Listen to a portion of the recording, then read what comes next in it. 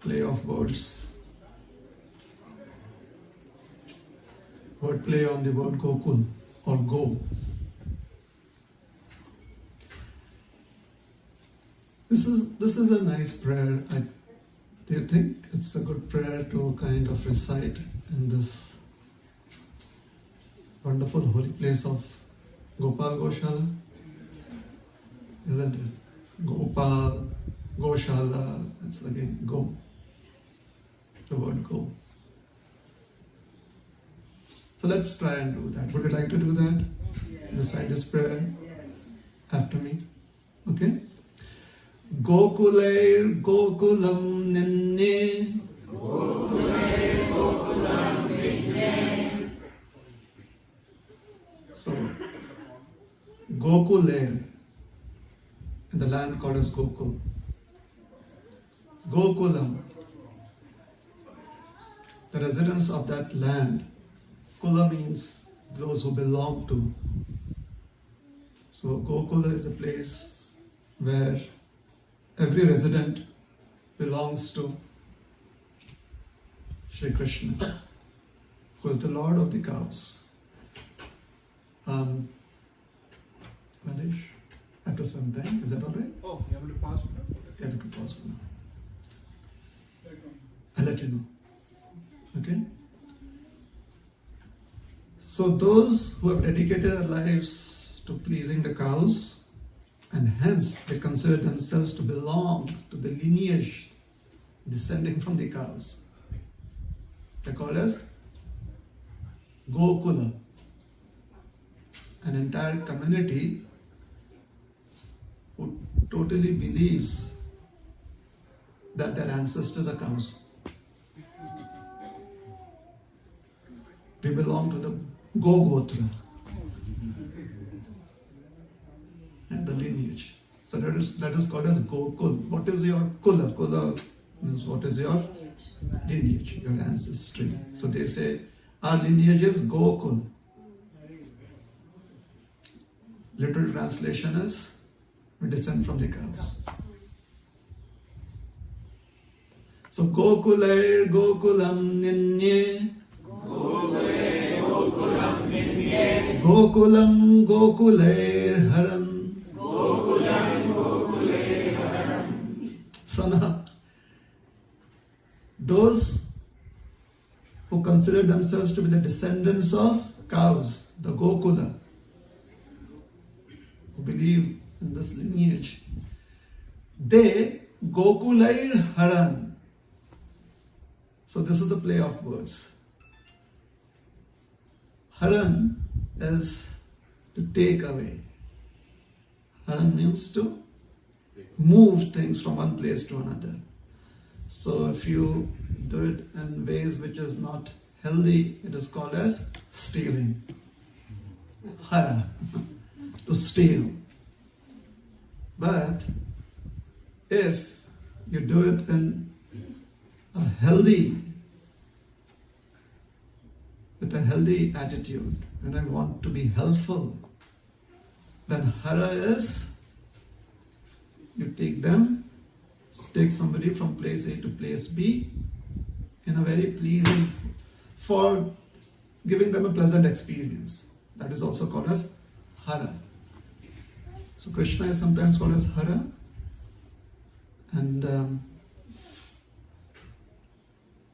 the direct meaning that is always kind of understood is that Krishna steals away our hearts, or he steals away all our material attachments and makes us lost to the material world. Right? Hara could also mean the person who transports us from the material realm to the spiritual realm. He brings us from the material realm to the spiritual realm. So Gokulam, here the word Gokul is referring to those who consider themselves to be the descendants of the cows and are having a cow body. They are in the bodies of cows. So they're cows. So Gokulam Haran would mean that the residents Or in Gokul Dham, the main activity is Gokulam Gokulai Haran, taking the cows out to pasture. Cow herding. Then Gokulam Gokulastrinam Gokulair Gokuleshwaraha. This is also the land where everyone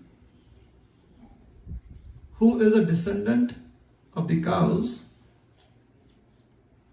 they could be the ladies, Strinam, or Gokular.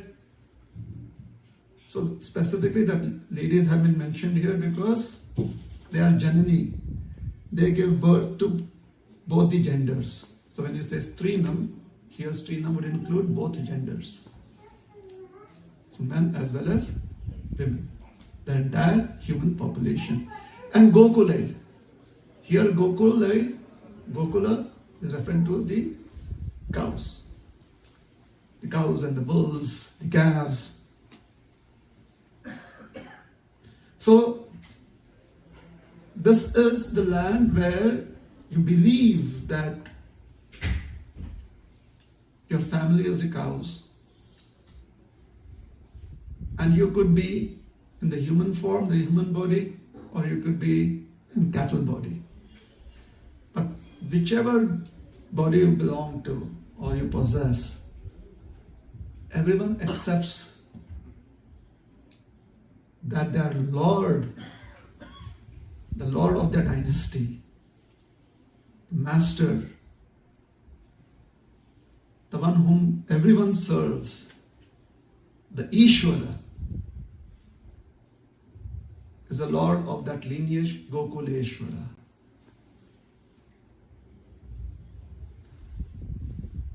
So practically, if there is an eternal activity that could ever be considered for the followers of Sri Chaitanya Mahaprabhu,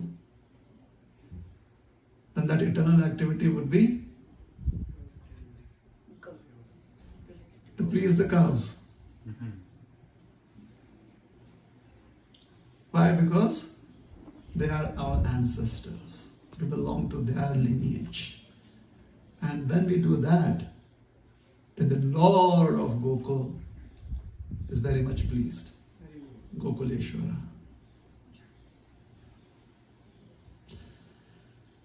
So Gokulair Gokulam Ninne Gokulam Gokulair Haran Gokulam Gokulastrinam Gokulair Gokuleshwaraha.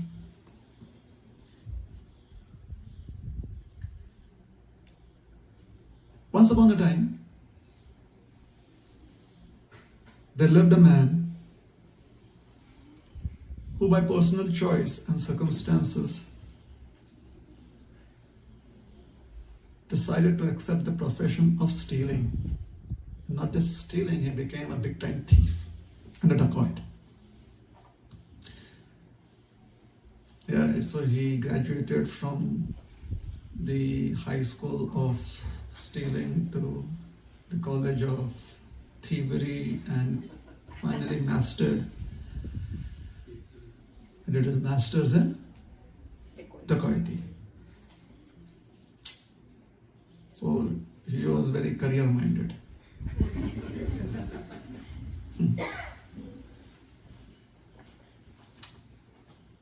Unfortunately for him, he was on the hit list of the police. So the police were trying to catch him. He was running away from the police. There was no place to hide. So, in sheer desperation, she ran into a crowd that had come together on a Saturday evening, May the 20th, 23rd, 2025.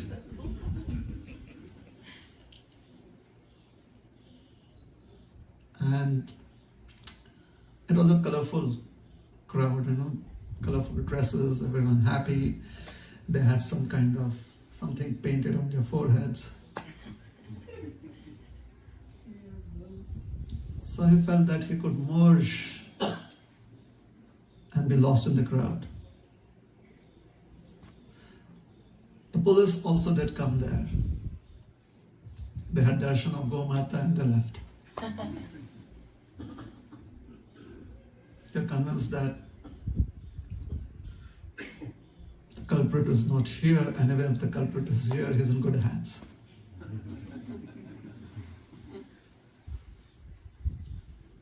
So the local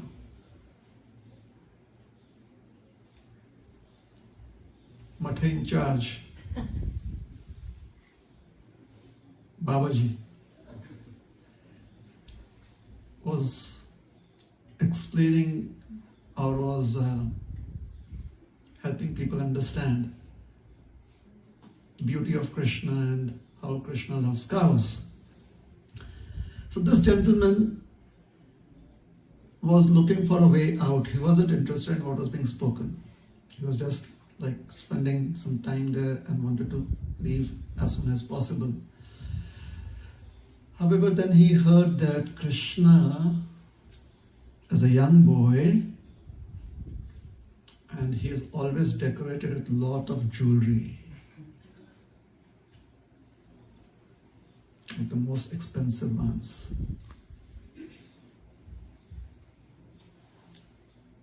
Now he was interested. He couldn't understand a word. The language was kind of familiar, but couldn't understand what was being spoken. Like in the early days, when Prabhupada would give his presentation, his early students, they would sit and hear with rapt attention for days together. And in those days, Prabhupada would be a little repetitive on certain points. He would say, I am not the body, I am the soul. They understood the language. Prabhupada would speak in English. They could understand English. It took them a few months to realize that, well, actually for a few months, they were completely convinced that this old gentleman who's sitting in front of them on this high seat is not the body, he is the soul. And that's why he's so persistent in trying to make us understand that he is not the body, he is the soul. After a few months, they realized that this was Prabhupada speaking in the third person. It applied to all of them. They figured it out. And actually, when Prabhupada says, I am not the body, it is for each one of us that we are not the body, we are the soul. So sometimes you understand the language, but the meaning doesn't get across. So when Babaji was speaking about Krishna and Krishna's beautiful activities, in India you say, kuch palle nahi pada. He couldn't understand a single thing. It just went above his head. But every single bit of jewelry that was described, Krishna's earrings, bracelets, armbands, necklace, oh, you could very, very well understand all of that. Now he was eager to know, where could I find this boy? So the Babaji obliged. He said, Krishna is in Vrindavan. Oh, where is Vrindavan? Is it one of the suburbs of downtown Toronto? Where is Vrindavan? He had no idea. So then Babaji said, oh, Vrindavan is this beautiful land on the banks of the river Yamuna. Oh, there's a river, Yamuna. I just know about what is it? Which river is here?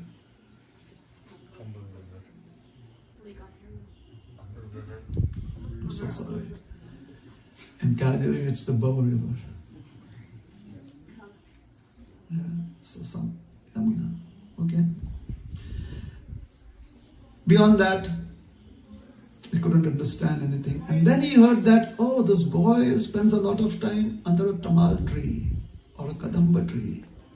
So he says, okay, Krishna, Vrindavan, River Yamuna, a tamal tree or a kadamba tree. Okay. I think I can figure out where I can find this boy. So he went out looking for Krishna. He did make his way to Vrindavan. He was on the banks of the river Yamuna. And there, under a beautiful kadamba tree, Krishna was playing on the flute. He couldn't connect with this visual, like somebody playing on the flute. But then he saw all the jewels of Krishna. Oh, a boy, Vrindavan, Yamuna, jewels. This must be the person that I was looking out for. I wanted to meet him. And he's just a boy, I'm an adult, I can easily steal the jewels. Unfortunately for him, he saw the beautiful face of Krishna, he saw the form of Krishna, he saw his hands and his lotus feet. And that was the end of his human form of life as a thief. And when his career graph just plummeted all the way down, he was finished. He forgot who he was, where he was, what was he supposed to do. Krishna called him and said, hey, let me remind you, you're here to steal from me. He said, I think you're wrong. I'm not here to steal from you. I think you have stolen from me. You're a thief.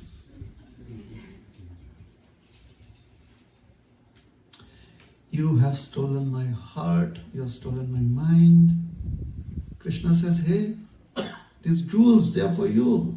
I don't care about the jewels anymore. I just want to be staying here with you for the rest of eternity. And I want to serve you. Krishna smiled. It's like Krishna was letting all of us know, what can I do?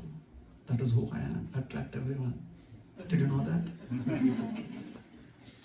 This is me being me.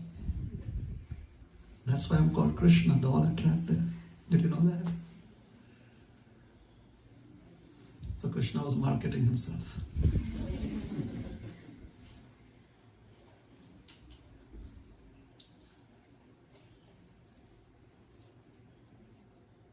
In Hari Bhakti Shuddhodaya, there's a beautiful description of Krishna's predicament. Krishna says, Sada muktopi baddhosmi. Okay, yeah. I'm the Yaklik Brahman, you're the Yajman. So you can repeat after me. Sada muktosmi. I'm so sorry. I'll try to translate it. Sada muktosmi. Krishna says, I'm eternally liberated. And all of us go, yeah, all right. And don't boast so much. Yeah, I'm eternally liberated. I'm always liberated. For all times to come, I'm liberated. But those, and still I'm bound.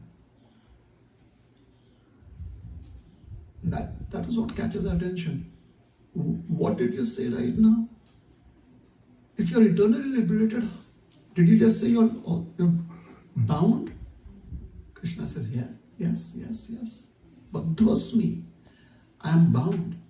Sada muktopi baddhosmi bhakteshu sneharajjubhi. What are you bound by? Ropes. He says, yes. Rajju. I'm bound by ropes. Are you sure you're bound by ropes? He says, definitely definitely I'm bound by ropes. Rajju bhi. Don't you see that I'm bound by ropes? I'd say no. You'll also say, no, Krishna, we don't see you bound by ropes. We see you playing on the flute. We see you with your cowherd staff.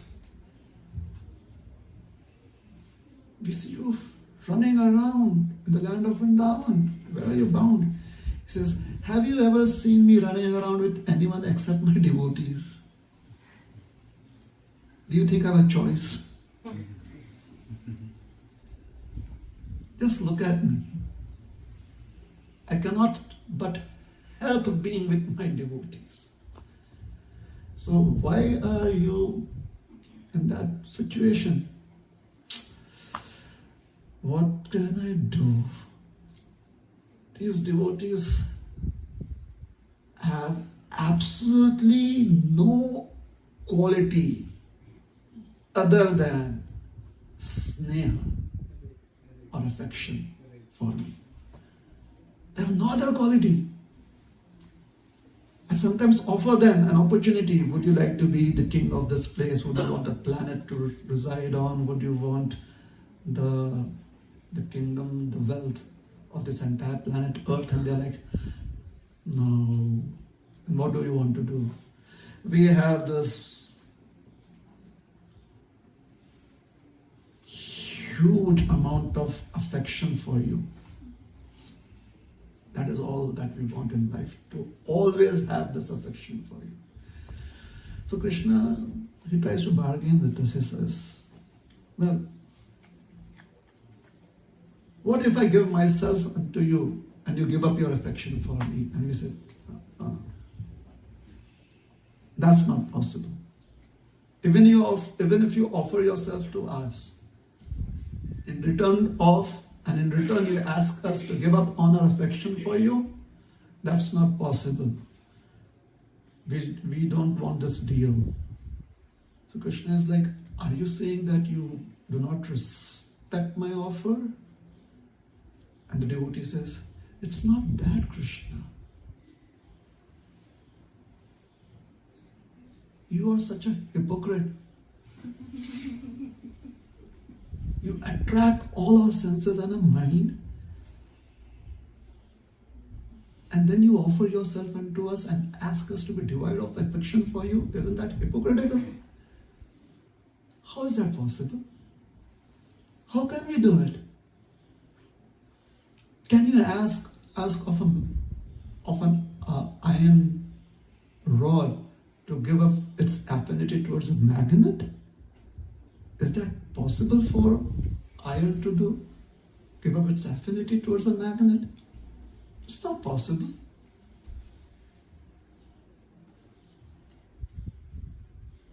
Do you think we are voluntarily doing this?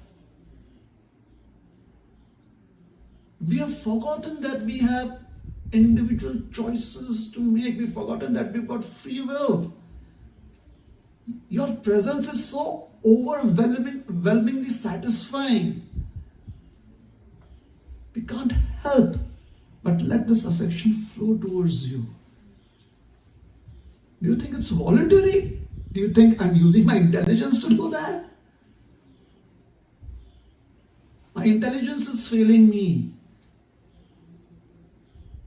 It's just my pure consciousness that is being reflected through this spontaneous attraction towards you.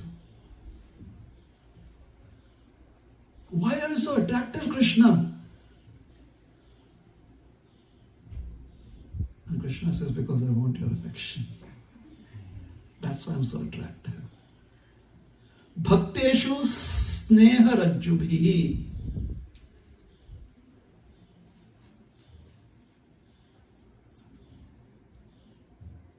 You are attracted towards me. Reciprocally, I am attracted towards that affection that you have for me.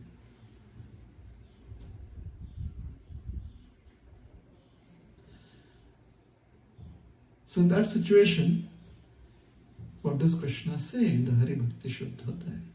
He says, not only I being eternally liberated am bound, He says, Sada muktopi baddhosmi bhakteshu sneharachubhi ajitopi jitoham. There's no one that can conquer me ever. I cannot be conquered by any object in relationship to time, place, and circumstances. Desha kala patra. Nothing can conquer me. Jito aham. Still, you, my devotee, you have conquered me. And I can't figure that out. Krishna cannot figure out how is it that he who is the unconquered is conquered by his devotee. Why? And it's not just that. See, when you conquer someone, it's by sheer physical force. That is how you conquer someone. So the person that gets conquered is helpless. When you bind someone, the person is helpless because you've bound up that person. There's physical restraint. But now Krishna says, or he expresses a sublime emotion. So, ajitopi jito aham, tair avashyopi vashikritah. Avash.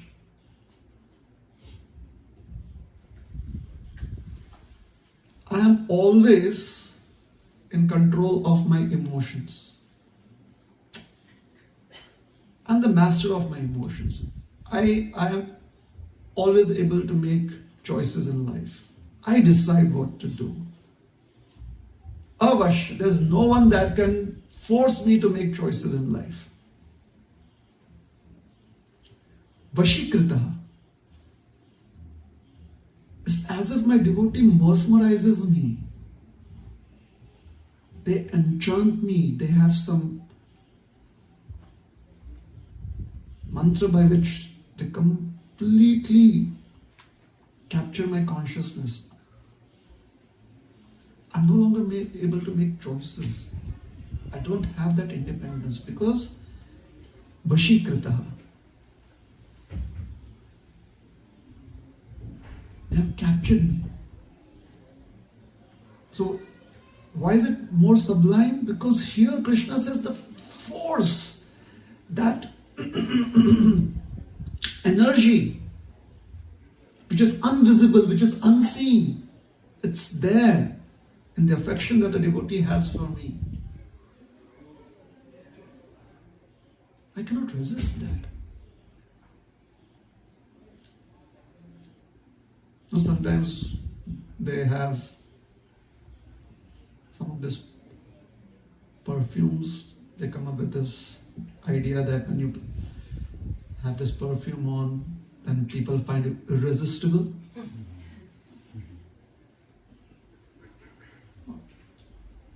A lot of people buy into that. Krishna says, I find that fragrance of that affection irresistible. It's as if I get pulled towards my devotee.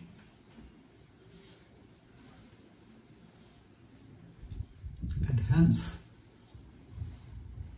Krishna becomes a plaything, a play object in the hands of his devotees. And great saintly personalities are simply amazed. How is it that these wonderful ladies of the land of Vrindavan, the gopis, they can make Krishna dance to their tunes? Just imagine, why would anyone want to lift up a hill? And that too, a 6-year-old boy. Why would a person want to do that? Alright, like, do you think in his wildest imagination, a 6-year-old boy is coming up with the idea, hey, let's go and lift up a hill on the little finger of our left hand? Just see what his devotees make him do. This has come to him, Krishna, Krishna, save us. He says, all right, what should I do? Protect us. We need an umbrella. Krishna says, okay, here. I lift up Govardhan hill. Can anyone else make a child do an act like that? Can anybody do that? Ready to lift up the Govardhan hill. Krishna, cows are in danger. Krishna says, okay, close your eyes. Why? There is a wildfire surrounding all of us. He says, close your eyes. Why would a child ever drink in fire? The love that Krishna has for his devotees, the affection that the devotees have for him. The cows are looking at him. The cowherd boys are looking at him. Krishna, what do we do? None of them has any smart ideas like Krishna, I think, our calls. Nanda Maharaj for help. 911.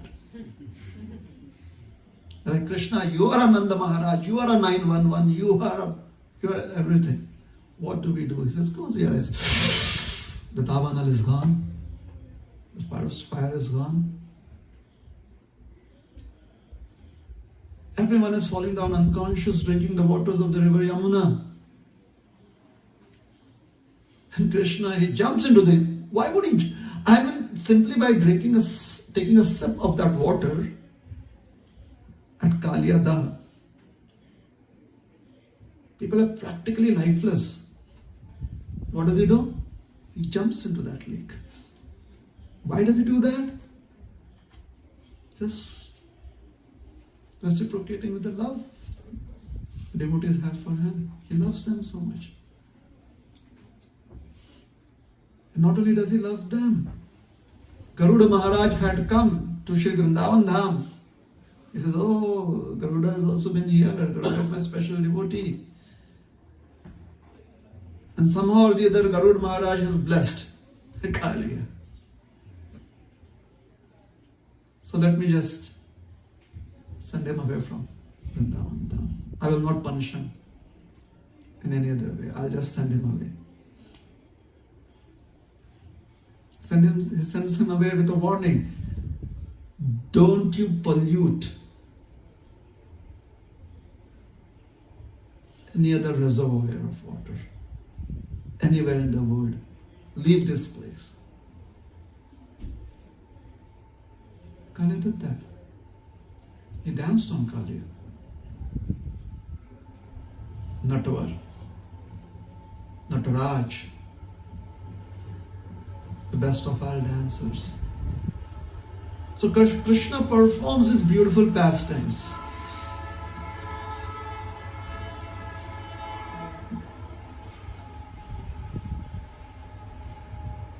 A gentleman from a friendly neighborhood visits Krishna and he says, you have given me the blessing to be in any place at any time. At all times. I can decide wherever I would want to be. How is it that I've missed out on seeing your pastimes in Vrindavan? This is Narad Muni. Narad Muni is saying that you have blessed me, I can travel anywhere according to my wish. And still, I just hear that you have killed a snake. That is only 12 miles long. You've killed a stork. And then you kind of just entered the stork's throat. And you acted like a rheostat. You just increased the temperature there. Stork was gone.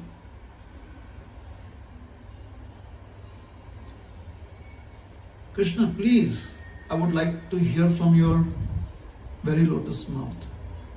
I may not have seen those pastimes, but if I hear from you, that would pacify my mind. Can you do that? So this conversation between Krishna and Narad Muni described in the Adi Purana. Krishna says, my dear Narada, Do you know what happens in the land of Gokul? Narad Muni is, I don't, please tell me. He says, the older gopis, they catch hold of me and they bring me to Mother Yashoda. And they say, oh Yashoda, why don't you teach your child some good manners? Why don't you teach him how to behave? He's so naughty and is always stealing our dairy products, especially the milk and the butter. Yet, in the beginning we thought that he is playing, he's just being a prankster. But now it's getting on our nerves. And you are our queen. So we have no way out, you have to help us. Please teach your son some sense of restraint. Please teach him what the civil bounds of behavior are. Yashoda became concerned. She looked at Krishna, and Krishna was looking at these ladies as if, what are you talking about? I've never seen you. You don't know me. Then looks at Mother Yashoda, is like, they're crazy. Don't believe them. Did you think I would do that? Just look at me. I'm your son.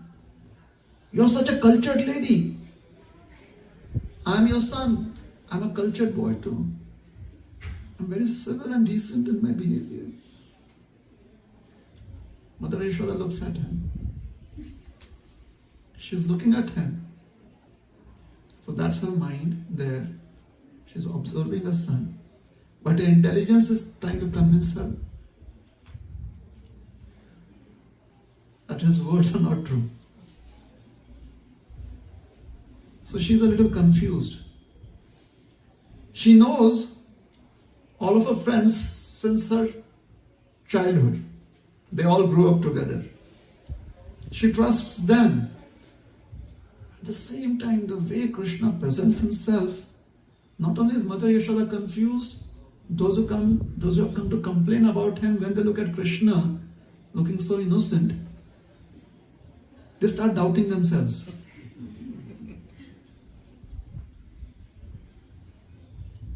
Krishna tells Mother Yashoda, Ma, do you really think they're telling the truth? I think they have some real issues going on in their lives. It is their frustration. Why would anyone call a little boy a thief? Look at my hands, they're so little. Do you think I can steal these hands? And Mother Yashoda looks at her friends and she says, oh Sakhis, you are my friends. I trust you. Maybe what you say is true. But you're not just friends, you're family. You know I have to raise up this boy to be the son of a king. I need your help. Please don't consider him to be my son. He's also your son. So you also try to teach him what is good.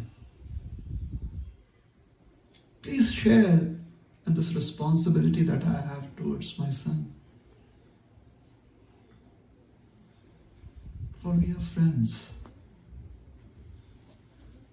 And all the ladies are convinced that yes, we must try and do our best to see that Krishna learns good habits.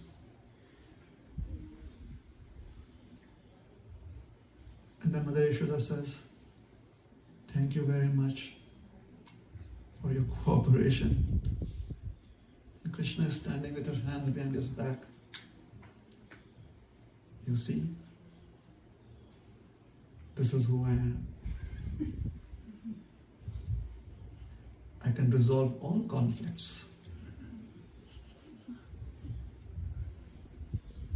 The deities, they leave Mother Yashoda's place, Nanda Bhavan, and as they're going back to their houses, they are conversing with each other. What really happened? We had gone there to complain. We should have stuck to our stand. But we started feeling that we are the guardian of this child. We have to be very careful with this boy. Maybe he is a mystic. And I've heard from some holy person in the caves that children sometimes have mystical. They are simple ladies. They're trying to figure out what happened. They're thinking that this is a mystical experience. Then a few among them they consider themselves to be a little smarter than the others. So they told the other friends that, don't worry, we'll come up with a plan. What is the plan? The plan is that we know that he's going to come back and steal. We know that. That is the only thing that is as sure as death is that Krishna is going to come and steal. When he does come to our house and steal, we let him do that. We let him steal. But then we shout out to all the others and ask everyone to come to the house of that gopi where Krishna is stealing. And we'll gang upon him. And we'll catch him in the act. And then we'll bring him back to Mother Yashoda. Unfortunately, the gopis did not have smartphones, so they would have taken pictures. They would have recorded Krishna stealing. All they could do was just use their ability to speak. We will be witnesses to each other. It's not just previously each one would complain about what they had seen Krishna doing. Now they said that we are going to come together at the place where Krishna, the very house where Krishna is stealing, and then we'll bring him to Mother Yashoda. And each one of us is going to be a witness to the act. They were very happy with this plan. News spread fast. The news went back to the cowherd boys, Krishna's friends. So Krishna called for an emergency meeting. They all gathered together. Krishna told his friends, so? And the friends go, so? So we have to go and steal. And his friends are like, yes, we have to do that. How are we going to do that, Krishna? Well, we'll go, enter our house. They definitely have all the dairy products in their house. There'll be milk, there'll be candy, there'll be butter, yogurt. That is all we need. We'll steal, we'll eat, we'll throw some of the products around and we'll run away. Krishna, but they will catch us. We are ready to come with you. We'll all steal. But then, when the gopis, they catch us, out of fear of being caught, we have to run away. We will run away. And Krishna tells him, yes, you are very good at it. You are experts at running away. You are so very good at slipping away. That is your strength. You should believe in yourself. You cannot be caught. You're so intelligent. And I am the most intelligent of all. So when all of you slip away, I will allow myself to be caught. And then they will think that they have caught the leader, and I will find out a way to escape. All the friends are like, bravo, bravo, yes, yes, that is a plan. So now Krishna has a plan, the gopis have a plan.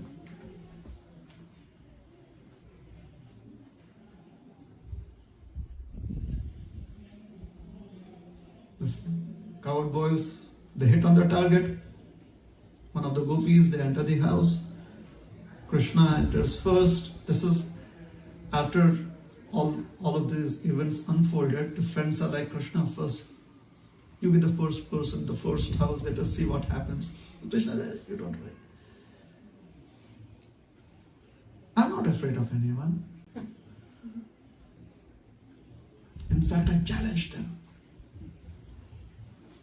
So he took a very confident step into the house through the door. And all the friends are waiting outside the door. Let us see what happens. What would Krishna do? So he walks very confidently inside the house, and he goes, he already has a blueprint of where the storage rooms are, where they have the butter pots and the dairy products. So he zones in into, as if he has a tracker. So he just, right there, picks up a pot, and the gopi is standing over him. She's like, caught you, little thief. And Krishna is just standing there with the pot and looks up right into her eyes. And when she looks into Krishna's eyes, she has this visual experience of being in La La Land, the land of her dreams, a place where she actually would always want to be in. She sees all of that in Krishna's eyes. She's lost in Krishna's eyes. She's stupefied. She's just standing there and staring at Krishna, and Krishna is eating butter. Krishna's hands are moving, and his lips are moving, and his mouth is opening and closing, and he's eating the butter. But dare he blink? He doesn't blink. He's just staring right into the gopi's eyes. And the gopi is so happy. She's so satisfied looking into Krishna's eyes. Not only is she seeing the fulfillment of all of her dreams, but when you are totally focused on one object, there's a hazy impression of what is going around that object. So there's also a hazy impression of Krishna is eating butter and I'm not able to stop him, and Krishna is drinking milk and I'm not able to stop him. But the gopi is like, I love the place where I am right now. Oh, the place of my dreams. And the friends are watching from outside, and they say the gopi is stunned. So they walk in, they start eating butter and other things. The gopi could not do anything. Krishna had completely stupefied the gopi. Krishna tells Narada Muni, and in this way, we all had fun. And Narada is listening. He's like, wow. I mean, the Adi Purana has some nice leelas. And then Krishna leaves. And when he leaves, first he tells his friends, okay, you leave. So his friends are gone. And the gopi kind of understands that if everyone is leaving, but she's just so happy looking to Krishna's eyes. And then Krishna departs. And after Krishna departs, she comes back to her external consciousness. Oh, I'm still in my house. I'm not in the place of my dreams. What happened? I was supposed to call out to the other gopis. What am I going to tell them? Everything has been stolen. Oh, the son of Nanda and Yashoda. What can I do? There's nothing I can do but make more butter and more dairy products for tomorrow. What else can I do? Krishna is gone. His friends now, they got more courage. They're like, Krishna, that was such a wonderful experience. We are back to where we were. We thought that, oh, now maybe Mother Yashoda knows and it wouldn't be so easy to go about doing what we are doing. But now we are confident that we can go on doing our wonderful act of stealing butter. Oh, it's so lovely, Krishna, to steal along with you. Krishna is like, yeah, well done. So now this gopi goes back to her friends and she narrates everything to him, and they're like, oh, this is not good. We should not be looking into Krishna's eyes. So now they have a plan. If Krishna comes stealing along with his friends, they should catch him in the act but not look directly into his eyes. So now they have this plan. Krishna and his friends, they are more confident of just going, walking in. So that night the gopis are all, now they have redefined the plan. They have really built more defenses. So now while they're going off to sleep at night, they're thinking about how they are going to protect all of their wares, the dairy products from Krishna. And they are thinking about it and thinking again and again, that gaining that confidence that they would be successful, and they fall off to sleep. And in their sleep, they cannot help but think about Krishna. And so Krishna describes to Narad Muni, one gopi in her dreams while she's sleeping, she picks up Krishna and puts Krishna in her lap. And she starts cuddling him. She starts feeding him butter. And she's so happy doing that. This is what they would do in their dreams. These very gopis, when they're awake, they're making plans to stop Krishna, but in their dreams, they want to just cuddle Krishna. One of them wants to cuddle Krishna in their laps. Another gopi in her dreams, she has Krishna in her arms and she can't stop kissing Krishna all over. She's just planting kisses all over Krishna. That is all that she is doing in her dream. And she's so happy. This baby, this Krishna, my boy, kissing him all over. There's another gopi. She's dreaming that she's looking at Krishna's beautiful face, and she's so happy looking at Krishna's face that all the time she's simply smiling and laughing. That is what she dreams about Krishna throughout the night. In this way, the gopis are dreaming about Krishna and how Krishna is so very lovely. They really love Krishna. Just love Krishna so much. The next day, another morning, Krishna says, let's go steal. So the friends are ready to go and steal. The gopis are ready to catch Krishna in the act. Krishna walks in, another door, another gopi, another day.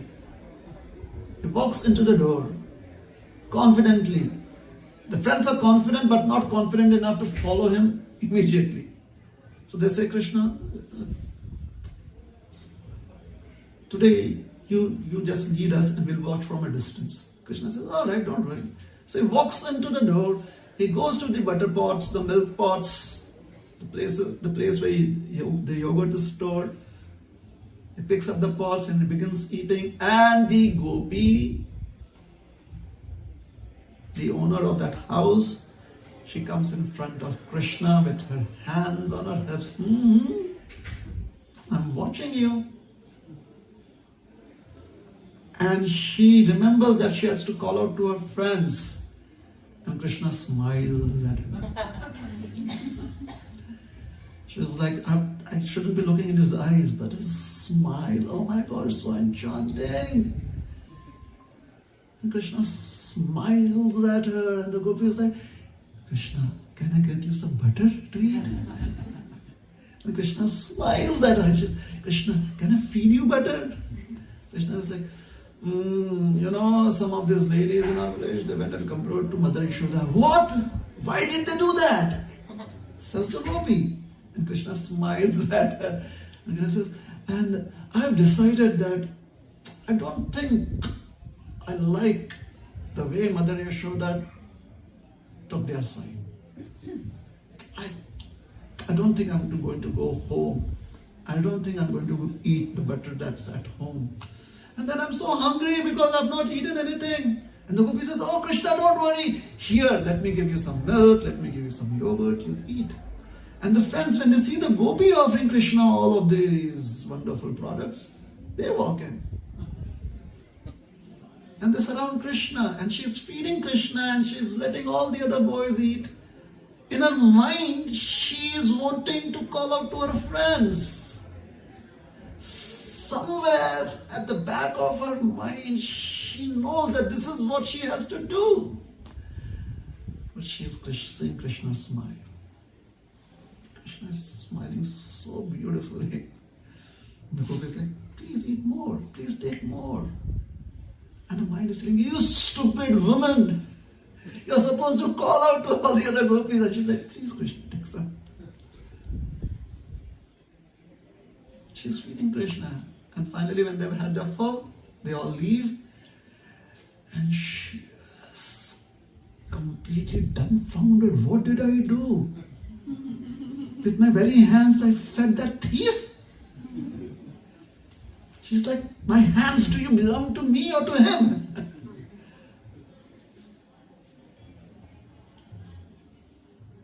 Krishna is happy, he goes back. The gopis have another meeting.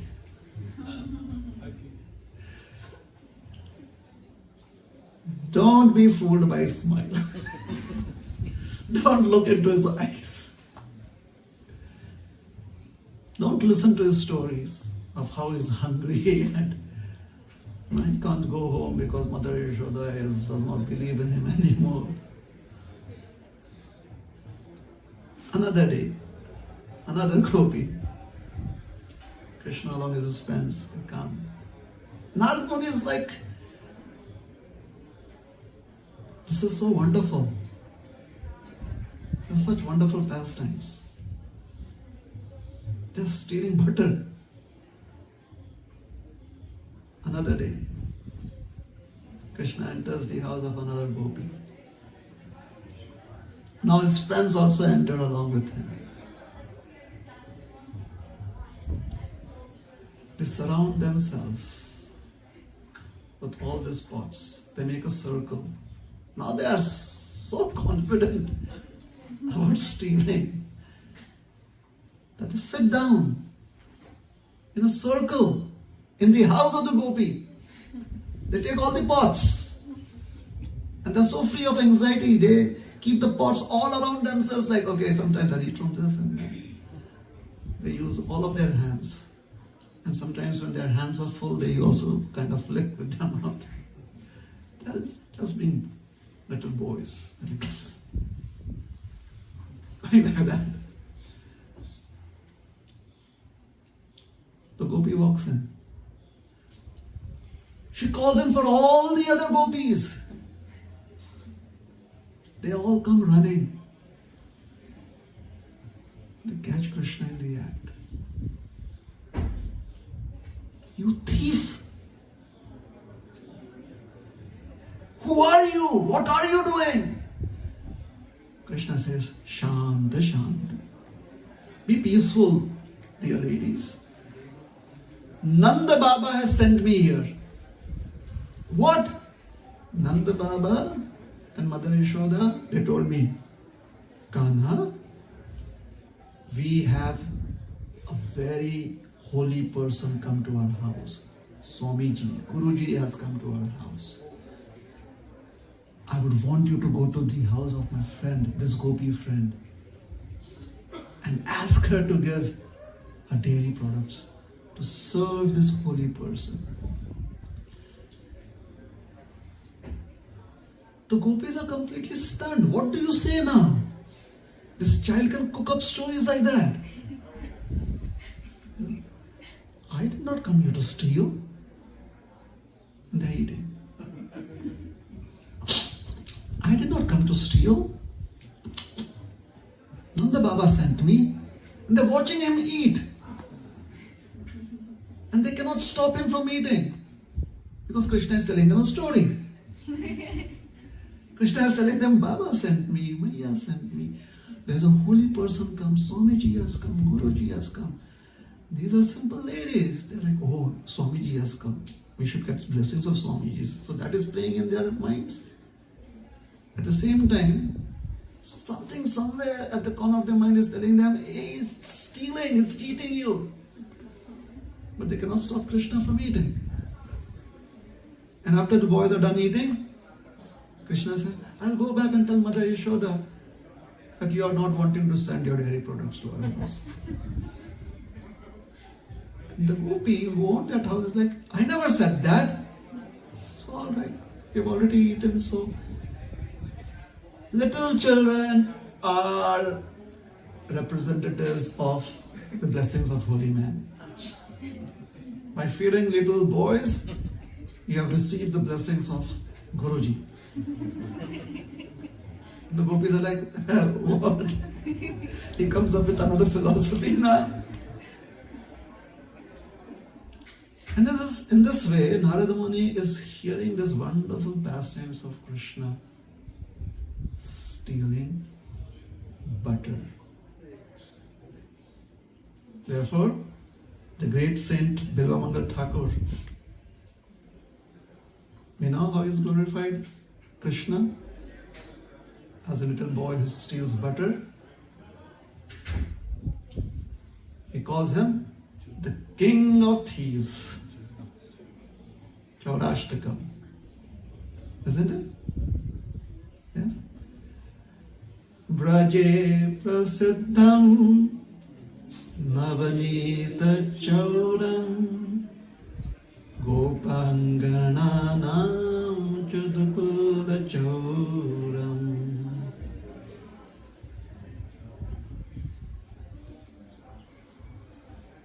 There are many other things that he steals. And Bilvamangal Thakur is impressed by that. Today we are just going to be impressed with Krishna stealing butter. Because we'll stick to the Adi Purana. Navanita Chauram. He is such a stickler, this boy. I mean, he doesn't want to steal butter. He wants to steal freshly churned butter. He doesn't care for butter that has been churned about half an hour ago. He's like, that's from last birth. पिछले जन्म का है. I need freshly churned butter. And because Bilvamangal Thakur says that this is what he does, he's so picky. He says, this pickiness of him is his hallmark. And hence, he is very glorious in Braj. Braje prasiddham navanita chauram.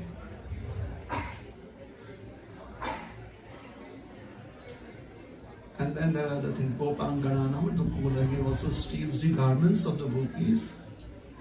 He's famous for that too. But prasiddham is navanita chauram. Yes? So we are into the business of serving Krishna. That's a family business, right?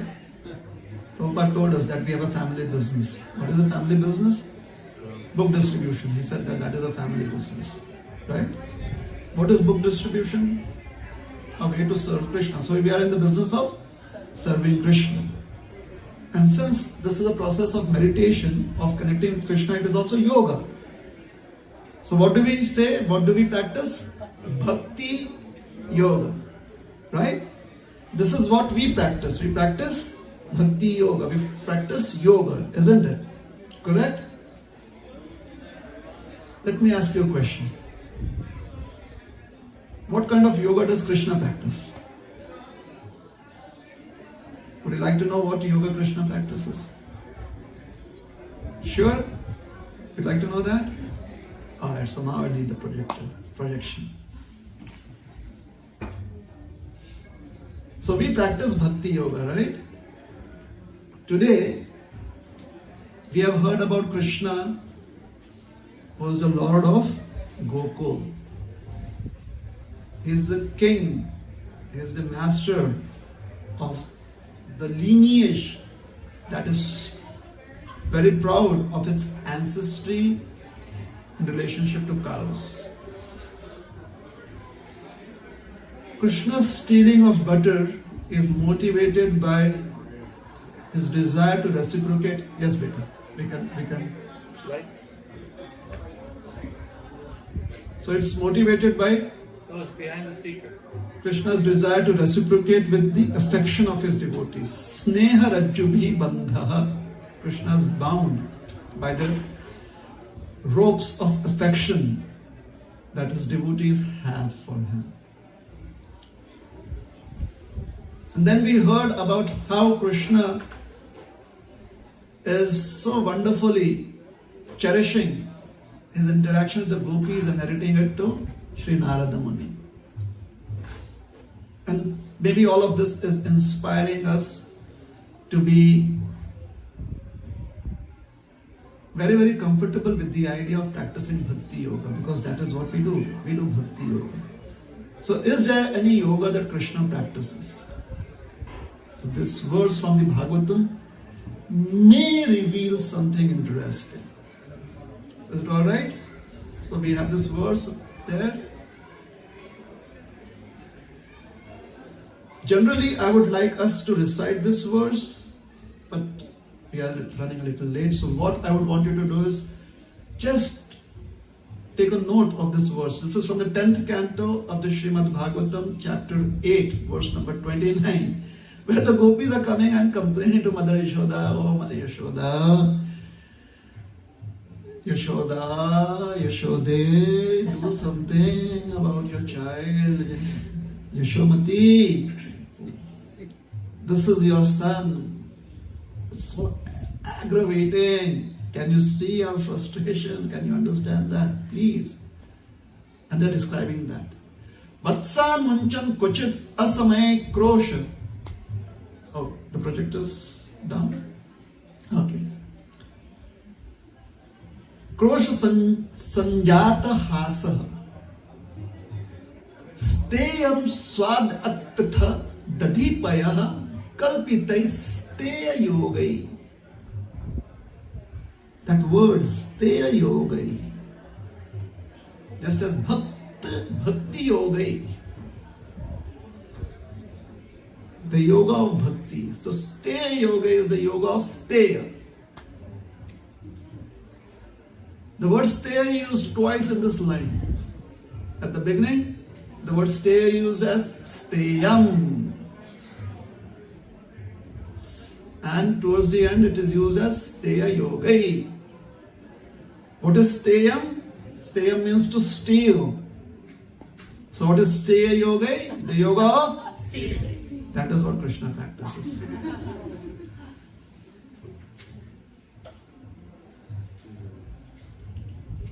Krishna is the king of thieves, and he practices the yoga of stealing. And we love him for that, isn't it? We love Krishna because he practices the yoga of stealing. Steya yoga has been translated in this verse, it has been translated as by some sort of stealing process. So it's a process. Yoga is a process. Bhakti yoga is a process of rendering devotional service. Steya yoga is a process of some sort of stealing. So we'll stop here with that thought. Alright? So Krishna is in the business of stealing, just as we are in the business of serving Krishna through devotional service. Hare Krishna, Krishna Krishna, Hare Hare, Hare Rama, Rama Rama, Hare Hare. Hare Krishna. Srila Prabhupada ki jai.